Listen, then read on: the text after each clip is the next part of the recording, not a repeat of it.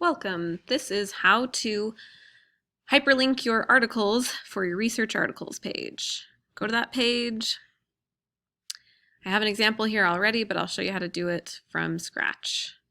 It has to be in a text box. You can't hyperlink the headings. I know it would be pretty if we could do that, but we can't. So unfortunately, you'll just have to do it in a text box. So first thing you need to do is find out the title of the article.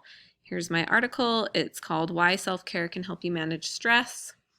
I'm just going to type that out. Why self-care can help you manage stress. Okay, type out the article. Tell me where you found it, where you found it, very well mined, and then it's by Carly Snyder, MD.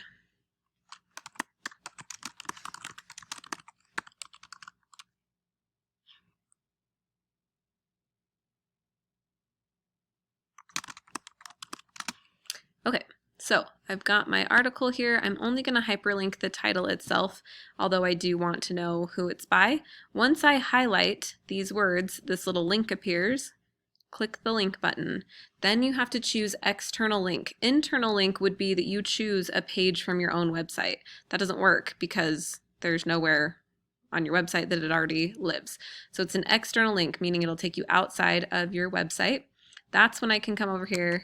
I can copy the URL in the address bar, paste it here, click set link. Otherwise you will not actually get a link, and then save it. You're welcome to go ahead and type your write-up underneath here if you want to. If you want it to be its own box, that's fine. Because that way, if you're copying and pasting from Google, remember it does funky things to your formatting, and so you have to type up your stuff.